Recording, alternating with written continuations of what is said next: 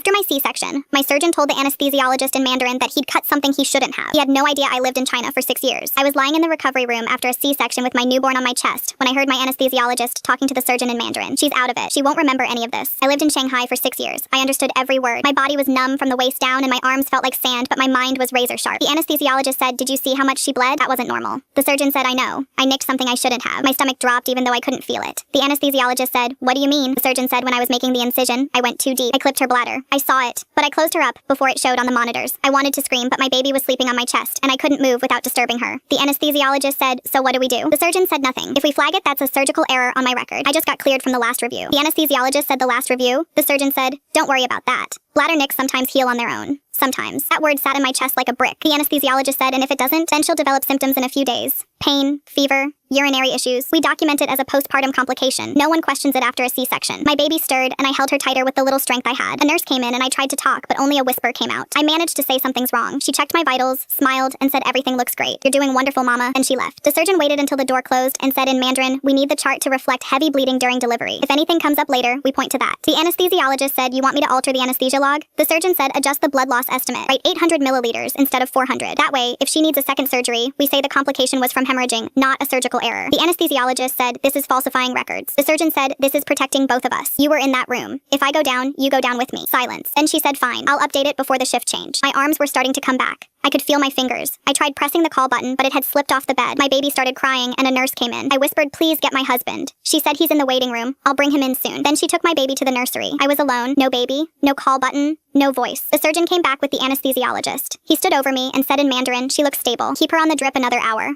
I don't want her too alert before we finish the chart." The anesthesiologist said, "What if her husband asks questions?" We tell him it was routine. Mom and baby are healthy. Send them home in 48 hours. If symptoms show up after discharge, that's her OB's problem, not ours, the anesthesiologist said. "And if she dies from sepsis?" The surgeon paused. "C-section mortality happens. It's tragic, but it's not investigated the same way." My fingers were fully working now. I reached down the side of the bed and found the call button cord. Pulled it up, pressed it. A different nurse came in. I had enough voice now. I looked at her and said, "I need the charge nurse and the patient advocate in this room right now. Do not leave me alone with these two." The surgeon said in English, "She's disoriented from the medication." I looked at him and said in Mandarin, "I heard you tell her to change the blood loss from 400 to 800. I heard you say you clipped my bladder and closed me up before it showed on the monitors. I heard you say if I die, you'd call it C-section mortality." His face collapsed. The anesthesiologist grabbed the counter behind her. I said in English, "Call my husband. Call the patient advocate. And call whoever is in charge of this hospital tonight. I am not dying in this room because 2 doctors wanted clean records. My husband was there in 4 minutes. Patient advocate in 10. Emergency scan confirmed the bladder laceration. I was in surgery again 2 hours later. The surgeon's license was suspended pending investigation. The anesthesiologist was placed on leave. The falsified chart was recovered from the system before the shift change.